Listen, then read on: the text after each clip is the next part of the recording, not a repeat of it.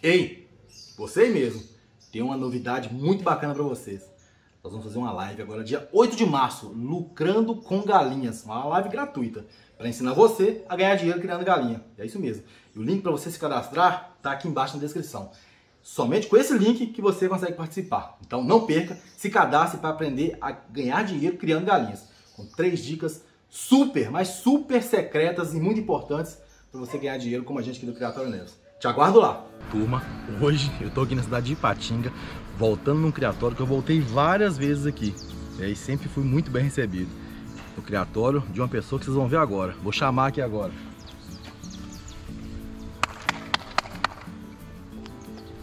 Vamos ver se vai estar aqui, né?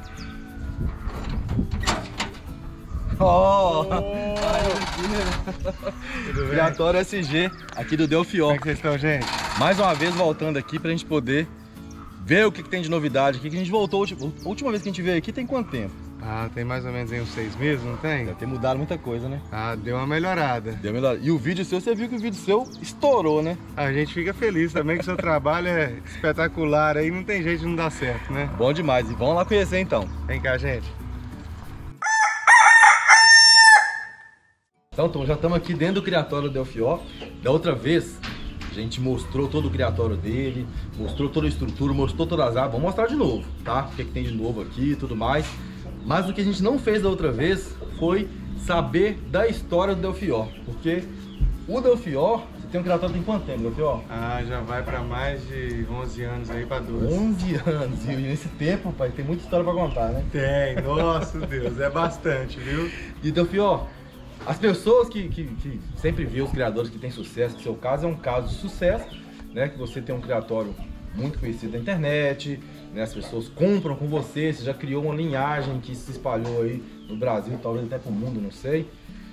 E tem muita história para contar assim, de como você iniciou, como é que foi esse início? Você conheceu criação de galinha, ou conheceu galinha, ou conheceu o gigante mesmo? Como é que foi essa história assim? Quando eu era mais jovem, eu tinha um local onde eu passava férias. E esse local o pessoal gostava muito de galo índio. E ali eu aprendi a gostar de galináceo, do galo índio. E quando eu fiquei mais velho, tive vontade de ter uma criação de galinhas. Busquei no galo índio, mas tem várias coisas que impedem a gente de trabalhar o galo índio, principalmente porque junto com a beleza do animal vem alguns detalhes que não são muito bons. Que são... Você fala o índio combatente. O índio combatente, que são os combates que acontecem, então isso não me agrada. Certo. Então eu queria uma ave daquele porte, daquela estrutura, daquela beleza, e foi onde eu descobri o índio gigante. Eu falei assim, nossa, combinou tudo. Onde que você viu a primeira vez assim, índio gigante? Cara, a primeira vez que eu vi foi na internet. E aí eu comecei a pesquisar. Era muito difícil o acesso à informação na época, alguém ter. Procurei na minha cidade, ninguém tinha. E aí eu fui descobrir que também tinha muita dificuldade de conseguir coisa boa. As coisas que tinham no mercado não eram boas. Elas eram coisas muito mal trabalhadas, mal produzidas e muita enganação. A verdade é essa. No passado, porque não tinha troca de informações. A pessoa não conhecia o que era índio gigante de verdade, o que não era. E aí, às vezes, comprava um galo caipira grande, né? Não tinha um WhatsApp hoje para te mostrar a foto de vários índios gigantes. Não tinha uma internet tão veloz igual tinha na época, igual tem hoje. Na época não tinha essa defasagem e a gente não conseguia saber o que era e o que não era. Resumindo, eu descobri que tinha um índio gigante, mas que não tinha ali um trabalho científico por trás do índio gigante. Então o meu início se deu conhecendo o índio gigante, me frustrando em começar mal, porque não consegui uma genética de qualidade para trabalhar, e descobri que essa genética de qualidade estava na mão de poucos. Assim que eu consegui essa genética de qualidade, o meu primeiro grande passo, que pode mover a minha história, foi estudar cruzamentos e estudar aquilo que eu deveria fazer com aquele material que eu tinha. Eu deixei de ser um criador do anonimato quando eu coloquei a ciência, quando eu trouxe conhecimentos aí de cruzamentos para minha criação, quando eu trabalhei ali voltado para uma área mais didática da criação, que foi onde eu tive o estouro aí de tirar várias vezes consecutivas as maiores aves do mundo. Isso é interessante porque é o seguinte, quando a pessoa pensa em criar galinha, vê a pessoa criando em gigante, vê a pessoa vendendo um galo um valor melhor tal, e quer fazer também, ele já pensa assim, bom, eu vou comprar lá umas aves ali, vou soltar no terreiro, deixar eles crescer, se desenvolver, cruzar, e daqui a pouco vai ter um monte de galo grande no terreiro. Não é assim. Não é assim que funciona. Primeiro, você tem que saber o que você está fazendo nos cruzamentos. E isso daí demanda tempo.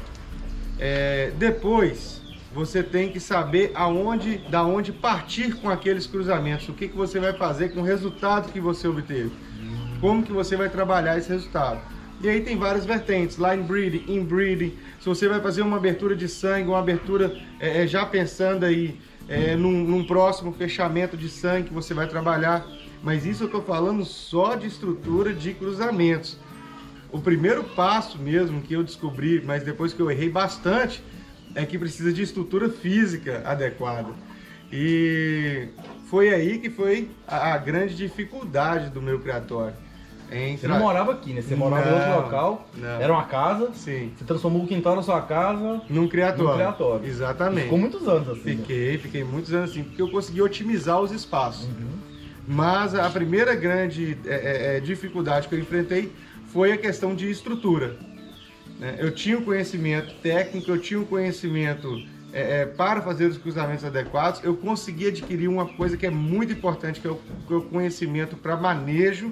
A gente, ao longo do tempo, trocando experiências com os amigos, com o Rodrigo aqui, e aprendendo sempre, a gente chegou ali num conhecimento de manejo adequado, mas aí foi onde pesou que eu precisei de melhorar a estrutura, porque aí passou para outro patamar de criação. Mas o início de tudo mesmo foi pela paixão ao galo combatente, foi querer criar alguma coisa parecida e que tivesse uma imponência tamanha, tão grande quanto o galo combatente. Descobri um gigante que por si só já é imponente, porque ele é o maior, né? E me apaixonei, e ali fui estudar sobre a raça. Então o seu início foi como todo amante, né, da agricultura. Primeiro veio a paixão de querer iniciar, e aí você não pensou em já ganhar dinheiro de início, você primeiro queria ter. Exatamente, queria ter. E assim, em cima disso daí, você queria ter, mas lógico que é o que a gente fala para todo mundo. Quando você cria com amor, cria com paixão aquilo ali, com todo zelo, todo cuidado, e vai tendo aquele exemplo ali para as pessoas, elas vão querer também adquirir. Ó, me vende um galo aí, me vende um pintinho, me vende um ovo, que essas raças são bonitas. Quando foi a sua primeira venda, fala assim, opa, rapaz, isso aqui dá para ganhar dinheiro. Quando você viu assim que você fez a primeira venda e você viu que tinha a possibilidade de ter um retorno financeiro com o gigante. O que acontece? Eu tinha uma linhagem que era a linhagem dos pratas, que era uma linhagem da onde descende do Oscar, dos galos grandes aí. Eu consegui essa linhagem e comecei a trabalhar ela. E na época não se ouvia falar em galinhas de metro. Até hoje galinhas de metro são difíceis mais difíceis de ser conquistadas. E eu consegui tirar ali umas 15 a 20 galinhas de metro no meu terreiro. E eu cheguei em casa e uma pessoa falou assim, vou te visitar e eu quero comprar uns bichos. Aí, o que acontece? Ele foi lá em casa e comprou os bichos. Só que ele comprou num preço bem abaixo. Você não tinha noção. Eu não tinha noção. E de repente eu vi o meu bicho sendo vendido como bicho dele. Então eu estava num grupo, tinha acabado de entrar num grupo de WhatsApp, eu vi o meu bicho, que eu tinha acabado de vender por tal valor, a foto dele ser postada e ser vendido por 5 vezes mais. Nossa. Aí eu falei assim, graças a Deus que ele vendeu. Graças a Deus que ele vendeu. Mercado aí que eu não tô sabendo. Tem um mercado que eu não tô sabendo. Vamos explorar esse mercado? E como que eu fiz para mostrar que eu tinha esse conhecimento? Eu falei assim, gente, eu fiz um cruzamento aqui, line breeding. Já estou na 3ª geração do line breeding. Quem quiser adquirir comigo, estou à disposição. A partir daí, não consegui mais atender a demanda. Mas o pessoal não conhecia esse negócio de line breeding, e talvez até hoje ainda não tenha essa ideia do que é isso. O que é o cruzamento line breeding, breeding? O que é esses nomes diferentes que o pessoal da agricultura talvez não conhece? Tá, o line breeding é um cruzamento em linha de gerações. Vamos dar um exemplo bem clássico. Eu tenho um galo e uma galinha. Eles são a 1ª geração do meu cruzamento. Eles não são parentes. Eu tenho um galo e 2 galinhas. O que acontece? Eu pego esse galo e cruzo com essas 2 galinhas. Dessas 2 galinhas eu vou tirar filhos. Eu vou tirar um macho e uma fêmea. Quando eu juntar esses irmãos que não são próprios, são irmãos só por parte de pai, juntar eles e fizer um novo cruzamento entre eles, eu estou fazendo o line breeding. É um cruzamento em linha de gerações, mas que não tem tanto fechamento de sangue igual o inbreeding. O inbreeding teria um fechamento muito maior. Seria, por exemplo, o pai cruzando ali com a filha, ou o avô cruzando com a neta. Aí seria um inbreeding. Eu voltaria mais na genética de um reprodutor só. O line, por que eu optei pelo line? Porque o Indigante ele tinha muitas características diversas, foram muitas aves selecionadas e a fixação de características desejáveis era muito difícil. Então no line me abria leques de pegar aí as características que mais me interessavam dentro daquela choca ali de pintinhos e selecionar os melhores dentro daqueles. Então isso daí me ajudou demais. Então você pegou, com esse tipo de cruzamento, você conseguia um galo no padrão que você buscava, né? Que era um galo com a crista X, com a barbela Y, daquele jeito que eu queria. E aí você tinha uma chance daqueles filhos serem todos mais ou menos, ou uma chance muito grande de ser o mesmo padrão daquele galo, porque você está fixando o sangue e fixando as características dele, mais ou menos isso. Sim, mas com as mães, com as características que eu queria. Tá. Porque o segredo não tá... Às vezes o galo não estava perfeito. Exatamente. O galo, por exemplo, ele tinha vamos colocar que ele tinha um defeito, ele tinha um rabo alto. Eu pegava mães de rabo baixo, com as características que eu desejava e cruzava. Tirava um macho, o melhor macho da choca, eu tirava, e as melhores fêmeas. E fazia novamente o trabalho. Passava um macho nas fêmeas que eram irmãs dele por parte de pai, mas por parte de mãe não eram irmãs. Então o sangue não ficava tão fechado. Entendi. Eu conseguia abrir as características de forma gradual, mas preservando o que eu queria. E o que eu queria na época era tamanho. Por isso que eu consegui fixar o tamanho aí dos recordistas. E quando que você teve assim o primeiro resultado? Você falou assim, opa, agora eu tive resultado. Porque às vezes a pessoa acha que isso aí aconteceu com 2 meses, você já teve o primeiro resultado, já teve galinha grande e tudo mais. Como é que foi assim, o primeiro resultado que você viu que estava dando certo o que você estava fazendo? O que acontece? Eu nem imaginava que ia dar certo, mas o galo que eu tinha era irmã de uma galinha por parte de pai. E eu tinha o galo e eu já fazia o trabalho de line breeding sem saber. Coincidentemente, essa galinha era a TNT. Ela ficou... Você tem até hoje? Não, morreu? A TNT infelizmente morreu. Mas outra vez ela estava aí? Estava aqui. Lembro. Ela estava com quase 9 anos. Para mais. O que acontece? A TNT, ela era a galinha que era irmã desse galo. E ali no meu primeiro cruzamento eu vendi muito ovo, então eu não conseguia observar o resultado. Mas no segundo ano de cruzamento da TNT, eu guardei as matrizes. Até então eu não tinha um direcionamento na minha criação. Eu guardei as matrizes. E, coincidentemente, só as filhas da TNT que deram bom com esse reprodutor. As outras deram coisas boas, mas não tão discrepantes, não só galinhas de merda. Destaque, né? Tão destaque. Falei assim, o que a TNT tem que as outras não têm? Aí eu fui entender. A TNT era irmã, não por parte de mãe, mas por parte de pai do Dinamite. Então eu falei assim, não é agora. Então vamos tentar aqui para ver se esse cruzamento funciona. Fiz o cruzamento, funcionou, e aí daí consegui selecionar sempre aves com tamanho ascendente. Mas e quanto tempo que demorou isso? É igual eu falei, a gente começa sempre no anonimato, Rodrigo, não tem jeito. Vamos colocar aí que o estouro mesmo da minha criação veio ali... Tem que ver, deixa eu ver o grupo do meu WhatsApp. Porque quando eu perdi aquela venda no grupo que eu vi aquele trem, 2015, tá aqui. 2015, você inaugurou. Exatamente, 2015 então eu falei assim, vou vender, né? Vou parar de fornecer o material, parar de ficar no anonimato e vou divulgar o meu trabalho, 2015. Então foram 5 anos depois que você iniciou e talvez aí uns 2 anos depois que você começou o cruzamento, mais ou menos? Mais ou menos isso. Interessante, né? Vamos ver as aves dele também, né? Pessoal, a gente veio aqui da outra vez, a estrutura sua já estava excelente, ela se mantém. Você fez algumas atualizações aqui que eu vi. E assim, é questão de produção, né? A quantidade que você produz, o que você produz aqui, você vende os ovos, você vende pintinhos, você prefere vender aves adultos. Como é que funciona assim, a produção sua e a venda aqui no seu criatório? Olha, Rodrigo, a produção do meu criatório, ela sempre gira em torno de ovos, pintinhos e aves adultas. Eu trabalho com essas 3 vertentes porque, infelizmente, não tem como atender a demanda do Brasil inteiro enviando pintinhos. Tem lugar que só chega ovo. Não tem como atender também a demanda de quem vem buscar aves adultas querendo um trabalho mais já direcionado, se eu entregar pintinhos para eles. Então eu tenho que entregar uma ave adulta. Então eu decidi trabalhar com as 3 vertentes. E principalmente por quê? Porque quando eu comecei por ovos. E foi a minha maior frustração, foram ovos. Então eu decidi fornecer ovos de qualidade por um preço justo para as pessoas poderem adquirir no Brasil inteiro. Porque eu tive que deslocar 1000 quilômetros para poder comprar 20 ovos que não me deram resultado. Que isso? Então eu decidi fornecer de forma com que as pessoas não tivessem essa mesma frustração que eu, porque eu quase não criei. Mas graças a Deus deu tudo certo. Então hoje eu forneço desse jeito para poder atender a demanda do Brasil inteiro. Para as pessoas que estão vendo, qual que é o diferencial do Criatório SG hoje que você fala que diferencia de outros criatórios? Você fala assim, ó, o Criatório SG ele é diferente, deu certo por conta disso. Porque eu tenho uma linhagem trabalhada e eu não misturei a minha linhagem com outras linhagens sem um controle genético adequado.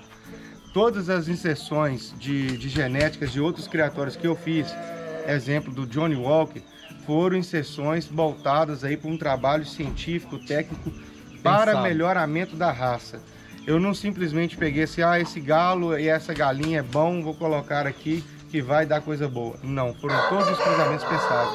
Então quem adquire hoje uma linhagem do Criatório SG, adquire 7 gerações aí de uma linhagem controlada, pensada na estrutura da ave, na questão de ganho de peso, na questão de beleza, na questão de características, de fixação de características, de tamanho. Então tudo foi pensado para isso dar certo, para que a ave pudesse ter em si a sua sustentabilidade e transmitir coisas boas para suas próximas gerações. E não só vender uma ave grande sem ter o padrão de beleza, né? Que isso é importante também. Não adianta você ter uma ave grande, mas aquela ave toda milinguida, toda feia.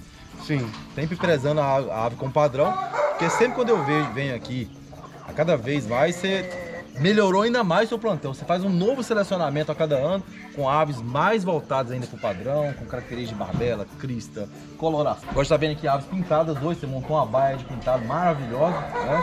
Com aves com padrão cada vez mais alto. Então esse é o diferencial que eu vejo aqui também quando eu venho aqui. Sempre, cada vez mais me surpreendo com os galos. Olha aquele galo ali, Carijó. Que beleza. Vou não filmar ele direitinho de perto para mostrar. Mas é um monstro, né? Esse daí é um monstro. Aquele ali é qual? Esse daí é o General. General. O General, ele é neto do Lancelote, neto do Cavaleiro. O Cavaleiro... São galos anteriores. São galos anteriores. O Cavaleiro, ele se não me engano não, ele é filho do Guardião Lenda, que foi o maior galo da época. E o que acontece? São gerações e gerações de trabalho. O Guardião Lenda é filho do Apolo, que é neto do Dinamite. Então ele carrega toda essa genética nele ali. E você tem toda uma árvore genealógica já controlada aqui, né? Infelizmente, Rodrigo, quem faz o controle sou eu mesmo. Eu queria ter uma entidade de registro que pudesse fazer o controle de galináceos aqui no Brasil.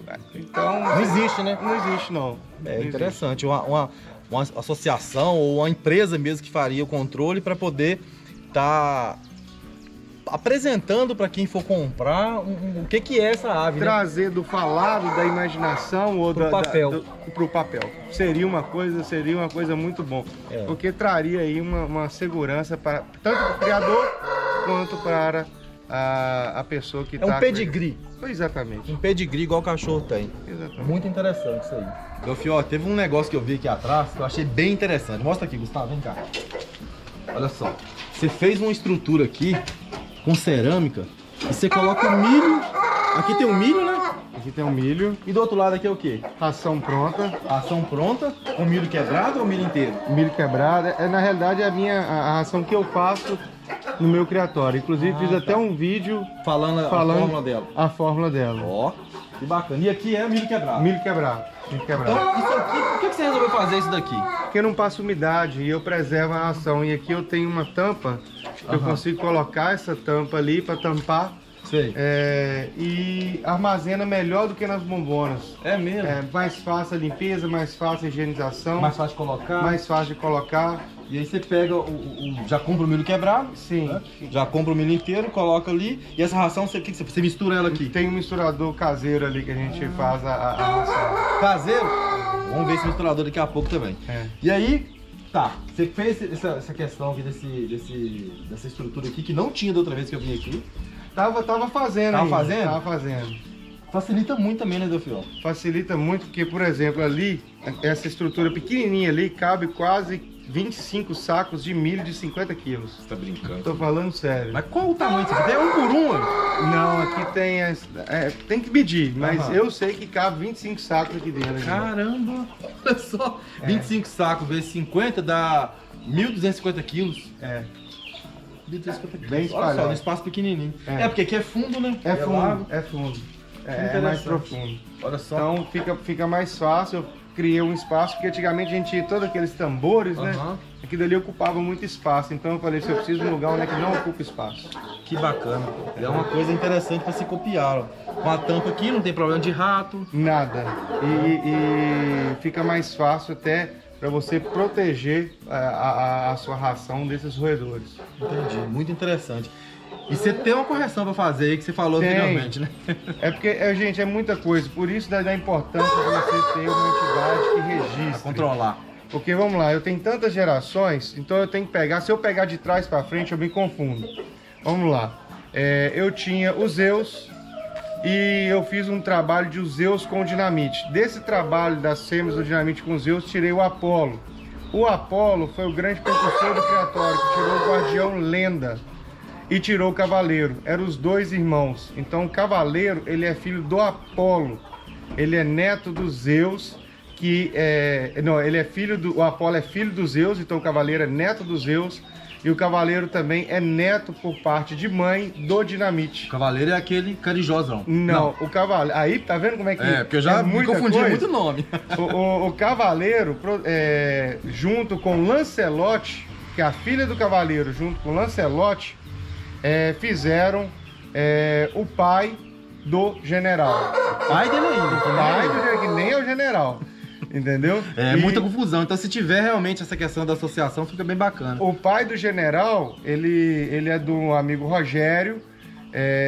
O nome dele era Caleb. Aí produziu o General Templário e o Caleb Júnior, que eu botei em homenagem. Entendi. E o general já tem filho. Então olha o tanto de geração que tem aí, pra gente lembrar isso de cabeça, gente. É complicado. Porque eu tô falando só do general. Aqui eu tenho Johnny Walker, eu tenho o Templário, eu tenho várias linhagens o Imperador, eu tenho o Verdadeiro. São vários pais, né, que tem aqui, né? Avós e acaba que na hora que volta, por exemplo, Verdadeiro. O Verdadeiro, ele é filho do Pantera. O Pantera é filho do Pantera é aquele legal de 1,29m quando a gente veio aqui filmar. Primeira vez. Recordista. Pantera, o Verdadeiro tem 1,25m.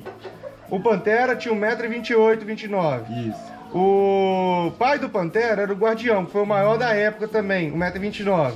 O Guardião é filho do Apolo. O Apolo é filho dos Zeus. Então... se eu for falar, por exemplo, Verdadeiro, vai voltar lá atrás, vai chegar lá atrás onde é que era o general também. Interessante, pra você ver como é que é interessante essa questão de cruzamentos, né? Não é tão simples assim como a gente imagina. Não, e a gente confunde, então vocês me perdoem. Eu falei que o Cavaleiro era filho, eu acho que do Guardião, ele é irmão do Guardião. Então esse aqui, Delfio, é um misturador caseiro que você fez.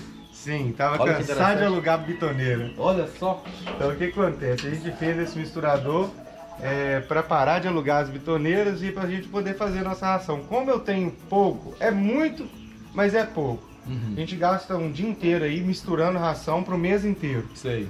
Eu preferi fazer isso, porque a minha ração ela tem algumas características bem específicas. Entendi. Rodrigo, o pessoal mata os gigantes. Dando ração de qualquer jeito. Dando ração de qualquer jeito. Por quê? Porque o pessoal criou, não sei quem inventou essa desculpa, misericórdia, quem inventou peça desculpa, você matou muito bicho. Quem inventou o negócio de que proteína tinha que ser lá na estratosfera, proteína de 20%, 25% de proteína. Nossa, engorda demais a água. É um erro, engorda, agride os órgãos internos, faz com que a distribuição de alguns ácidos ali para a musculatura façam enrijecer. O que a gente via antigamente, aqueles gigantes andando assim, ó, isso ali não era por causa da genética, era por causa do tratamento, do manejo inadequado.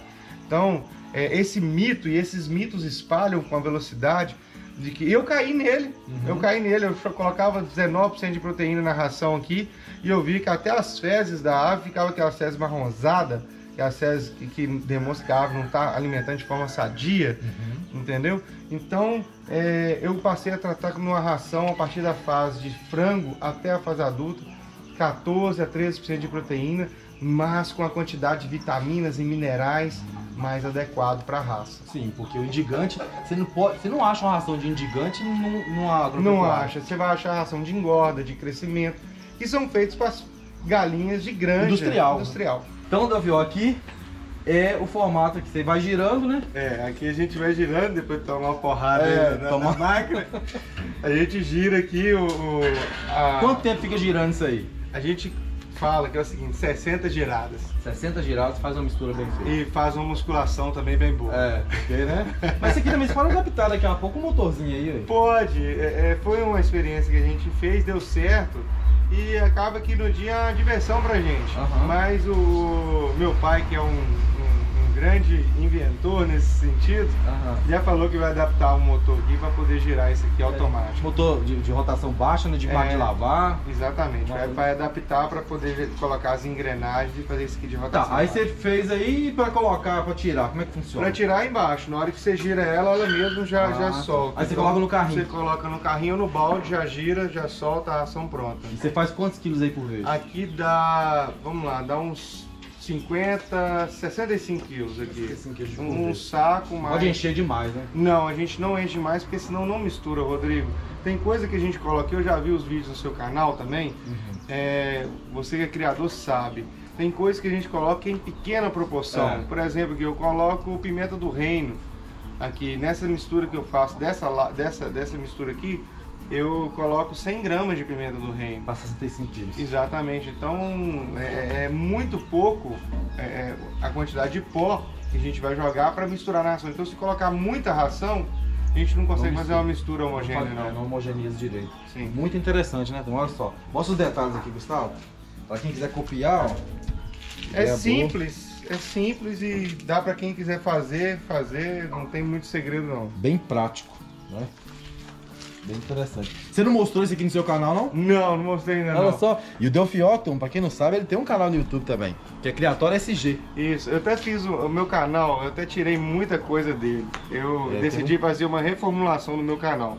E esse ano que a gente tá voltando a postar os vídeos. Com medo dos apertos que eu passei? Ah, rapaz, aqui. Eu não tenho canal para renda, eu tenho um canal para ajudar as pessoas que me chamam e pedem assim, ô Delfio, passa uma dica disso, passa uma dica daquilo, atualiza a gente dessa coisa. Tanto é que meus vídeos não são monetizados. Eu admiro muito o trabalho de quem consegue conciliar isso aí, mas eu não consigo, então eu optei por isso, porque é muita coisa na minha cabeça. Mas aí eu tenho que fazer vídeos melhores aí pra poder alimentar o pessoal. Mas eu sempre conto com o Rodrigo, que o canal dele é fera, gente. Então eu vou lá e assisto os dele. Vamos continuar a ver aqui mais coisas. Isso aí, Guilherme, o que é isso aí? Isso é nova linhagem gigante? Isso aqui é o Tio Zé. É uma raça de galinha cerama. Você conhece? Sim. Decidi criar outras raças de galinha no Criatório SG desde a época do Polaco Gigante. Tio Zé veio... Tá compondo aí o time de elite do Criatório SG, tá com 3 matrizes aí ceramas, já tem mais ou menos 15 filhinhos dele ali. Que isso, rapaz? Rapaz, isso daqui... Produz muito. Pequenininho igual coelho. Isso aí que você come igual pintinha. E aqui é lindo, né, bicho? Lindo demais, olha só. Tio Zé acostumado, anda com a gente aí no Criatório o tempo todo, tá bom? Um ceraminha bem extremado. Mascotezinho. É um mascote, mas ó, vai ganhar baia os filhos dele, vai ganhar ali um espaço. E vamos trabalhar com cerama também. Olha só que legal. Mais um investimento aí em genética nova. É isso aí. Lindo demais. Delfio, ó. A gente tá vendo sua estrutura aqui, né? Que é bem bacana. É tudo certinho no lugar que tá, né? Que precisa estar. Você já teve, vamos colocar assim, todo um caminho para poder chegar aqui. E o que, na sua opinião, foi de erros que você cometeu lá atrás e que hoje você sabe que se tivesse feito diferente, você estaria talvez até mais adiantado? E quais foram os acertos que você fez né? A gente falou alguns, você pode falar outros ou repetir o que você falou também, em cima da sua criação. Olha, são muitos erros, o tempo todo a gente erra, mas tem alguns que são marcantes. Primeira coisa, escolher uma linhagem certa para trabalhar. Essa daí a gente já falou no início, então isso aí seria um acerto para você ter. Um erro que eu cometi foi estrutura. Em vez de pensar em passar para outro local, eu fiquei refazendo a minha estrutura, refazendo num ciclo sem fim, tentando melhorar aquilo que não dava para ser melhorado. Por quê? Porque eu tinha pouco espaço na época para uma grande capacidade de bicho. Então o meu maior erro foi tentar acomodar muitos bichos num pequeno espaço e achar que ali eu ia ter um resultado satisfatório de qualidade. Entendi. Isso daí me atrasou um pouco.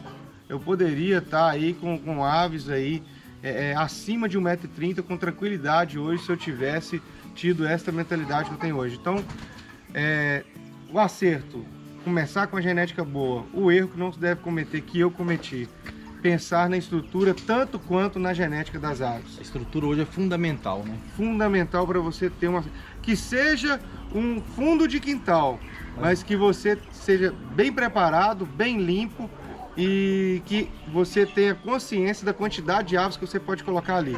E não ultrapassar. Não ultrapassar. É porque a estrutura aqui, turma, dá um zoom aí pro pessoal ver, Gustavo. A estrutura aqui, ó, o que o Delfiol se preocupou? Um dos primeiros pontos que eu tô vendo que você se preocupou é a corrente de vento, que você já cortou com as telhas, né, galvanizadas. Você delimitou os espaços, bem delimitado, um espaço grande para cada ave, né, que é interessante. Você separou as aves também de por idade. Eu vejo que o pintinho está numa área, o franguinho está em outra área, aves em crescimento está em outra área. Os galos, eles têm os locais dele para descanso também, para muda de pena. Sim, que eu acho bem interessante. A ração, como a gente viu anteriormente, tem o local certinho da ração, não é empilhado de qualquer jeito, né? Para rato tá ali, né, alimentando juntamente com as galinhas, pomba, vem, etc. Qualquer tipo de bicho à parte. E tudo isso aqui hoje ele foi pensado diferente da parte anterior que você foi precisando fazer, né? Exatamente. Antigamente surgiu o problema, eu tinha que resolver. E dessa vez não. Dessa vez, antes de surgir o problema, eu tive a possibilidade de resolvê-lo antes de aparecer, que eu fiz a estrutura adequada. E mesmo assim aparece problema. Tive um problemão ali que a calha estourou, inundou minhas gaiolas, tudo. Aí eu tive que, por causa das fortes chuvas que tiveram aqui em Minas, demais. Então, mesmo com uma estrutura top, a gente ainda tem problemas ainda que a gente enfrenta, que a gente tem que solucionar. Se eu não tivesse aquela estrutura ali, talvez teria perdido meus reprodutores todos. A gente vê aqui também, por exemplo, que sua estrutura ela é um pouquinho mais elevada, né? Nessa época de chuva agora, se porventura não fosse elevado, suas bases estavam tudo inundado. Tudo inundado. Então. E assim, tem vários exemplos que a gente vê aí de criadores que às vezes são grandes, que não têm uma estrutura adequada.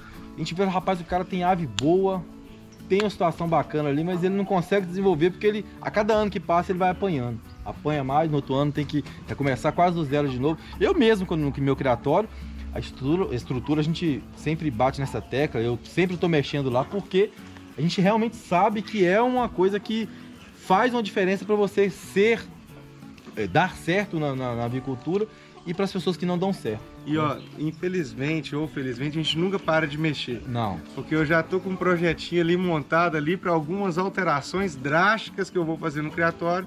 Porque como a gente vai utilizando, a gente vai percebendo o que a ave precisa.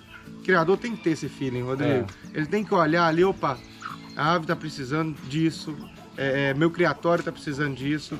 Nada pode ser engessado. E aqui, ó, eu percebi um outro detalhe. Você usa e abusa muito da areia no lugar da cama. Por que você usa a areia no lugar da cama? Pessoal, eu já vi gente criticando, gente falando bem, mas eu crio com a cama de areia há muitos anos. Eu não tenho problema com ela. Qual que é o problema da cama de areia? É quando cai alimento, quando cai ração na areia. Se não cair ração na areia, a areia não apodrece. Entendi. O grande problema do pessoal é que deixa, por isso que eu tenho os meus coxos, né? Deixa cair alimento ali na areia e ali o alimento na areia fica úmido e ali apodrece. Mas a areia ali, ó, choveu. Ontem choveu, hoje de manhã choveu, tá seco. Ela penetra mais fácil. Penetra mais fácil, ali some. E também para mim, que já tenho costume de trabalhar com areia, eu consigo fazer a alcalinização da areia, eu consigo trabalhar com alguns produtos ali nela que eu consigo, depois de limpar da baia, eu consigo desinfetar ela com mais tranquilidade. Muito interessante, né? Problema da areia, cair alimento na areia, porque aí você não vai trocar a areia toda. E quando cai alimento, azeda, apodrece, aí gera fungos e tal. Se não cair ração ali na areia, se não cair restos de alimento na areia, se você tiver um local separado para as aves comerem, você tem uma cama ali para muitos anos. Muitos anos. E um detalhe, a areia também ela tem que ser desinfetada então de tempo em tempo. De tempo em tempo eu utilizo o cal virgem para poder dar uma alcalinizada ali na areia. E todos os dias o pessoal que trabalha aqui juntamente comigo vem e rastela a areia na horário que está com mais sol. Por que o horário está com mais sol? Porque é o horário porque é o horário que as fezes da ave que foi depositado na areia secou. Então fica mais fácil de você tirar. Você limpa também a areia, sim. Não deixa de qualquer jeito lá. Não deixa de qualquer jeito não, ela é limpada. Entendi, bem bacana. Senhor, qual é a dica que você daria para quem está querendo iniciar e quer iniciar no mercado de galinha, principalmente de índio gigante hoje? Primeira dica, procure uma genética de qualidade. Procure uma genética que tenha controle da sua árvore genealógica. Não procure uma genética, é filho da linhagem fulano e fulano e fulano. Não, quem que é o pai, quem que é a mãe. Pesquise a fundo aquilo que você está cruzando. Pesquise a fundo o que você está raçando. Porque aí sim você vai ter sucesso. Não adianta nada você ter uma lixadeira na mão e você saber operar um martelete. Você tem que saber a ferramenta que você tem na mão e você tem que saber operar essa ferramenta que você tem na mão. Isso que é o importante. A segunda dica que eu posso dar é tenha paciência. Resultado vem com trabalho e com tempo. Você não vai saber tudo, você não vai ter conhecimento de tudo, então você vai ter decepções. Mas se você tiver perseverança, resiliência, você vai conseguir alcançar aí um resultado com mais facilidade. E a terceira dica que eu poderia dar de uma forma bem tranquila seria: tenha consciência da sua estrutura e pense na estrutura tanto quanto você pensa nos bichos. Porque não adianta nada você ter uma genética top, gastar 10 mil reais no galo, 10 mil reais num galo, soltar no terreiro e ter uma estrutura ali de 500 reais, que é uma telha de amianto e uma cercadinha que você fez ali, jogar comida no chão, cheio de pedregulho ali para você. Rodrigo, eu sempre falo nos meus vídeos, se você tiver coragem de pegar o seu prato de comida lá da sua casa e vir almoçar no seu galinheiro, sentado, junto com as suas galinhas no seu galinheiro, tá bacana. Se você tiver coragem de tomar água, depois que você lavar o bebedouro da sua galinha, se você tiver coragem de tomar água dali do bebedouro, tá legal. Agora, se você não tiver coragem disso daí, então não tá legal não. Tira o seu chinelo e anda descalço no seu terreiro lá. Se você tirar o chinelo, tirar o seu sapato e conseguir andar descalço, seu galo também tá andando descalço. Do mesmo jeito. Do mesmo jeito. Né? Agora tem lugar que você vai andar que nem calçado você consegue andar. Tanta pedrinha, tanta sujeira. Exatamente. Então, isso daí seriam as maiores dicas para o criador. Galo gosta de duas coisas, né? Aliás, 3. Comida boa, local limpo e umas galinhas bonitas. Entendeu? E aqui, turma, olha só. Os galos dele aqui, falando de estrutura... Esse aqui foi o que você mediu aquele dia. Daquela vez? Esse aqui é o Maverick. Tá todos os dois na muda. Todos os galos estão na muda. Olha só, será que os bichinhos gostam de banana? Olha a estrutura que top. Não, pode tirar. Aqui você tá com medo da banana pra ele?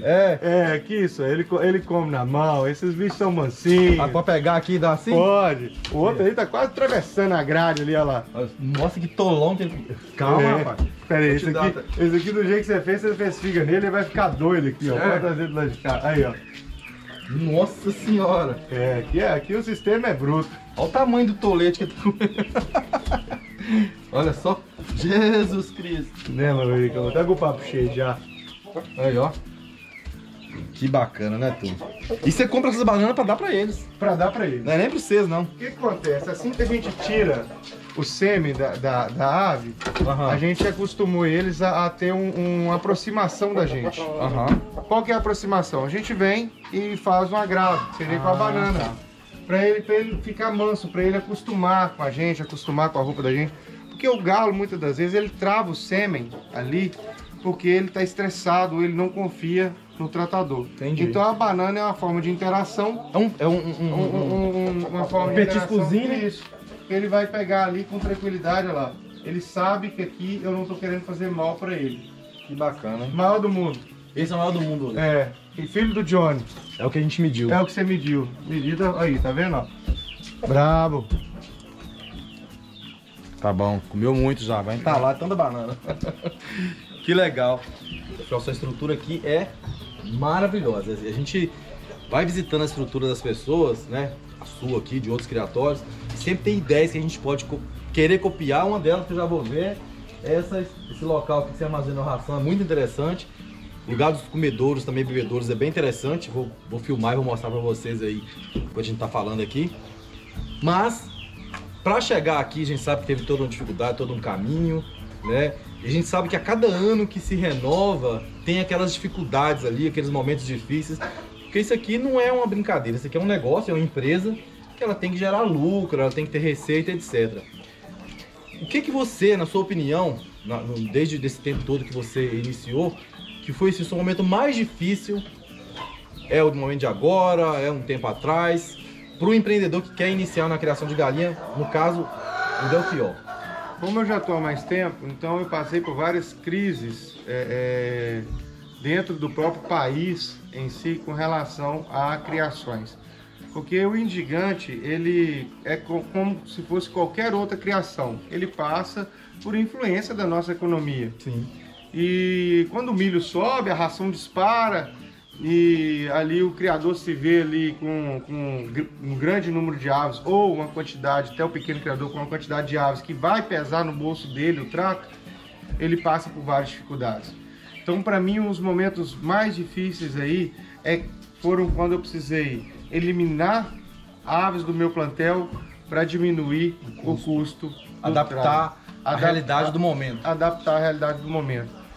Com o início do Covid, agora já está um pouco mais estabilizado, com o início do Covid, as pessoas guardaram um pouco mais, se privaram um pouco mais de alguns investimentos, porque 80% dos criadores de indigantes são criadores amadores, criadores que querem ter a ave ali, são criadores que acham bonito. E olha, isso é muito bom, gente, isso é uma terapia.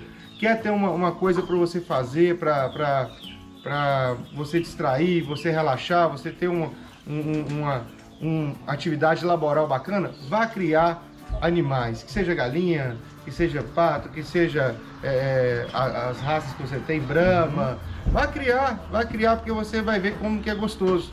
É uma atividade, sim, maravilhosa. Então, quando surgem esses momentos de crise, a primeira coisa que a pessoa corta é justamente esse hobby, né? Então surgem as dificuldades, e principalmente porque aí tem a disparada de preço do milho, da ração, do próprio custeio ali da estrutura. Então a pergunta foi a grande dificuldade.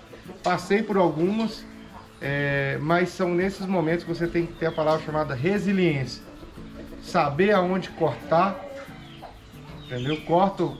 Se tá sangrando muito o seu braço, corta o braço, estanca ali, sobreviva, para daqui a pouco você recuperar, para daqui a pouco você voltar. E graças a Deus passei por vários momentos difíceis. Já teve um momento de eu sentar e chorar na beirada do meu criatório, quando eu perdi minha criação toda com a doença. Que isso, cara? Já aconteceu isso? Nossa, cara. Eu perdi minha criação quase toda, do lado direito do meu criatório, todo para cólera. Isso em 2014 para 2015. Dá um pulo, um pio e morreu. Fiquei até emocionado aqui. Cara, eu salvei o outro lado do meu criatório. Graças a Deus salvei nessa leva aí o Apolo, que foi o ápice ali do início dos meus cruzamentos ali direcionados. Então Deus tinha um propósito em tudo. Sim. Deus limpou o meu criatório para trazer a linhagem do Apolo com força, porque era a única coisa que eu tinha para produzir, entendeu? Então tudo tem um propósito diante de Deus. Coloque Deus na frente, ore, peça orientação, trabalhe duro. Essas dificuldades aí sempre vão existir, mas você vai conseguir com certeza passar por essas dificuldades, porque tudo se você está com a sua vida diante de Deus, Ele tem um propósito para aquilo tudo ali. E tempo, depois da chuva sempre tem um tempo de bonança. Parabéns. Isso é uma história bacana, né? E é um exemplo, né, da gente entender que não é simplesmente a gente começar e achar que é o primeiro desafio que tem, já tá tudo contra a gente, né? Então na primeira dificuldade que a gente tem, a gente acha que tá tudo contra a gente. Não pode ser. Né? Eu também já tive problemas lá eu tava no meu começo, comprei 1000 pintinhos para iniciar um plantel que eu tinha poedeiras, aves de corte. Rapaz, e aí eu coloquei num lugar assim, que nem era estrutura horrível. De noite choveu, aquilo inundou, eu perdi os 1000 pintinhos, mais de 10 mil reais. Porque foi o preço dos pintinhos, o preço da ração, o medicamento que eu tinha que comprar para tentar recuperar. No final, em 3 meses eu não tinha nenhum. Aí é difícil demais. É o que você falou, eu sentei e chorei, falei, gente, não vou mexer com isso mais.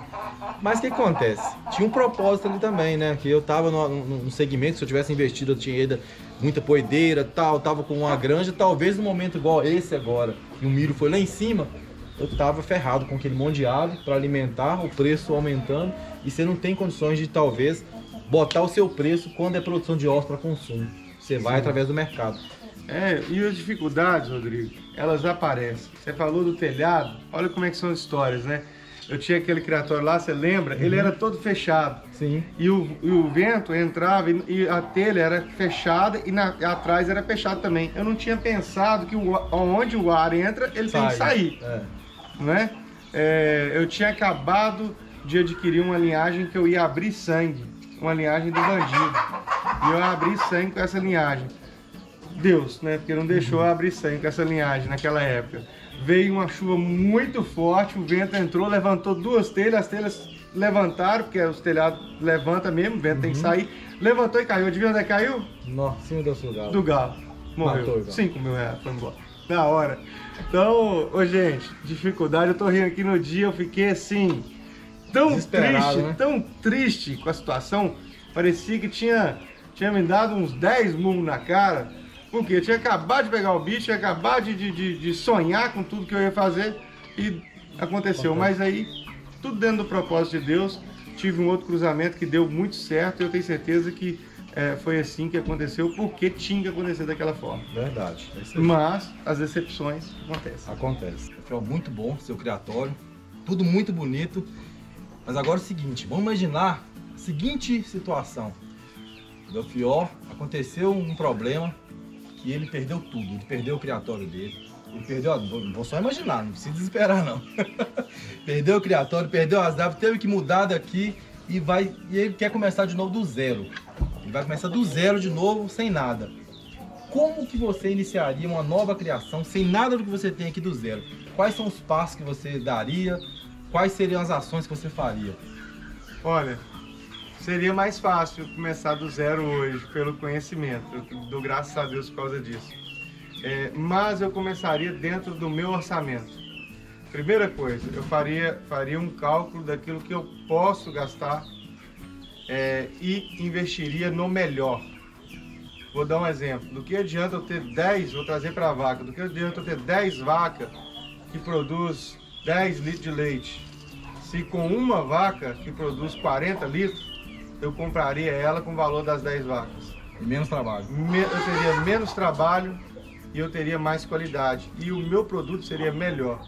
Então o erro das pessoas hoje é comprar muito de má qualidade. Compra uma coisa de boa qualidade.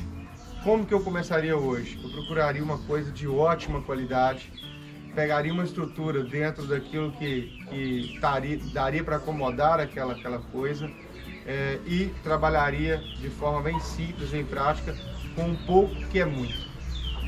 Você começaria de ovos, pintinhos, aves adultas? Não sei, depende da oportunidade. Porque talvez a coisa de boa qualidade está lá no sul e eu não teria condição de ir lá buscar.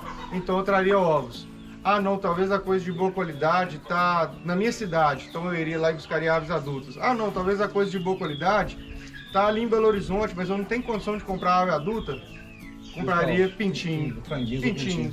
Então, eu trabalharia principalmente com inteligência, de trabalhar com uma coisa top, mesmo que fosse em menos quantidade, por causa do meu orçamento, com uma estrutura boa para aquela capacidade que eu iria trabalhar e de forma inteligente, dentro do meu orçamento. É isso aí. Então, para quem quer iniciar, né, não tem nada ainda, uma dica do Belchior aqui, de quem já é criador, um exemplo se ele fosse começar do zero. Belchior, isso aqui que eu trouxe de presente para você, ó, é o N-Max Isso aqui é um núcleo vitamínico, mineral, com virgenemicida. Isso aqui é um alimento completo para suas aves. Isso aqui, na verdade, você vai completar a sua ração. Então você vai usar aqui 2 gramas por quilo, você faz com 500 gramas 250 quilos de ração. Para os seus pintinhos, para a ave adulta, para qualquer tipo de ave. Sério. Rodrigo, já vi você falando sobre esse produto. Inclusive, já ia chamar você para poder fazer a troca aí do meu núcleo para isso daqui. Só não fiz porque eu tinha um estoque ainda, mas já vou utilizar e tenho certeza que vindo de você, você já testou, você já fez vídeo sobre o assunto, é top. Então, gente, ó, vai compor aí a seleção do Criatório SG dentro aí da ração que a gente utiliza, com certeza. E quem quiser adquirir, turma, o site é o shopdocampo.com.br. Tá lá para você adquirir. Produto top de linha, você faz 250 kg de ração. Isso aqui é muita coisa e vai fazer um diferencial muito grande aí na sua criação. Obrigado, Rodrigo. Valeu. Turma, o Delfiol me convidou aqui para vir cá conhecer como é que tá o criatório dele. E tô voltando para cá ainda com um presente, olha só. Que franguinho, luxo que ele tá cedendo pra gente lá. Ó, esse aqui é um filho do Johnny Walker com a minha pintada de mento. Ele saiu aqui com as manchinhas aqui, ó, de pintado, tá vendo? Provavelmente ele vai pintar quando tiver maior. Eu acho que deve pintar na coloração aí de galo, mas é um branco aí, raridade, uma cor raridade no Indigante. Luxo demais. Eu acho que, e ó, 4 mesinhos, Rodrigo. Já passou de 1,10 tranquilo, né? Eu acho que já. Não vou medir não, porque a gente não mede ave com essa idade. Novinho assim. Mas 4 mesinhos esse bichão. Que lindão, hein? Que presentão que a gente tá levando lá pro criatório. Eu acho que ele vai dar um reprodutor belíssimo aí da raça aí. Padrão perfeito, olha só.